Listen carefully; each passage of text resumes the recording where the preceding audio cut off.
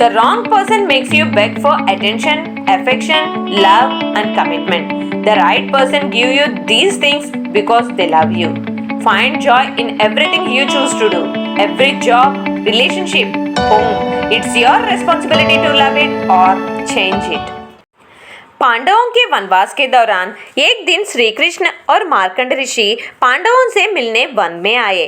पांडवों ने श्री कृष्ण और मार्कंड ऋषि का उचित सत्कार करने के पश्चात युधिष्ठिर ने अपनी स्थिति को ध्यान में रखते हुए मार्कंड ऋषि से ऐसा प्रश्न पूछा कि उन्होंने देखा कि धर्म का पालन करने पर भी वह और अपने भाइयों को सुकून से वंचित पाया है और सदा दुराचार में लगे रहने वाले दुर्योधन आदि को सर्वदा ऐश्वर्य में सुख भोगना देखकर उनके मन में ऐसा प्रश्न उठता है कि मनुष्य जिन शुभ अथवा अशुभ कर्मों का आचरण करता है और उनका फल किस तरह भोगता है।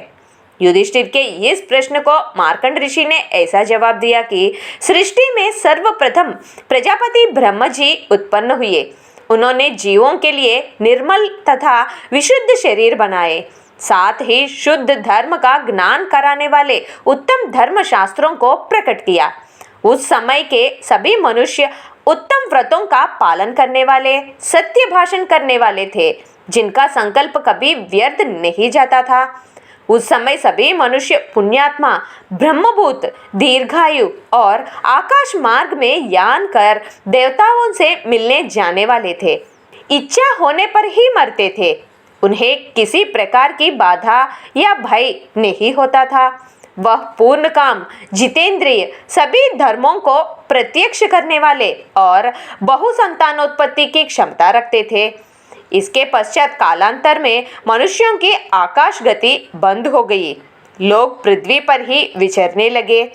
वे काम, क्रोध, लोभ, मोह के वशीभूत हो गए। इसलिए इस शरीर पर उनका अधिकार ना रहा। उनकी कामनाएं, संकल्प, ज्ञान सभी निष्फल हो गए। स्मरण शक्ति क्षीण हो गई।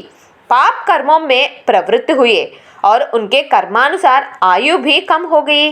और इस संसार में मृत्यु के पश्चात जीव की गति उसके कर्मों के अनुसार ही होती है। जो अपने देह के ही सुख में आसक्त है, उनको केवल इस लोक में सुख मिलता है, परलोक में नहीं। जो लोग इस लोक में योग साधना करते हैं, कठिन तप और स्वाध्याय में तत्पर रहते हैं, जितेंद्रिय और अहिंसा परायण होकर अपने शरीर को दुर्बल कर देते हैं, उनके लिए इस लोक में सुख नहीं है, लेकिन वे परलोक में सुख उठाते हैं। जो पहले धर्म का आचरण करते हैं और धर्म पूर्वक ही धन का उपार्जन करके समय पर स्त्री से विवाह कर उसके साथ यज्ञ यागादि में उस धन का सदुपयोग करते हैं, उनके लिए यह लोक और परलोक दोनों सुख के स्थान है।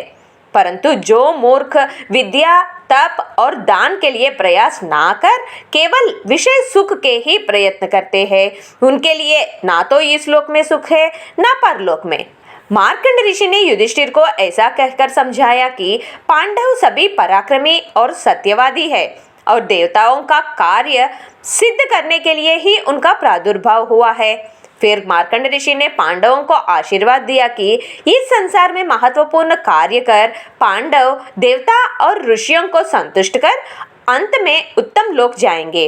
पांडव अपने वर्तमान कष्ट को देखकर मन में शंका ना करने को कहकर मार्कंड ऋषि ने पांडवों का यह दुख उनके भावी सुख का ही कारण बताया, जो सुनकर पांडवों में नई शक्ति और उम्मीद आई।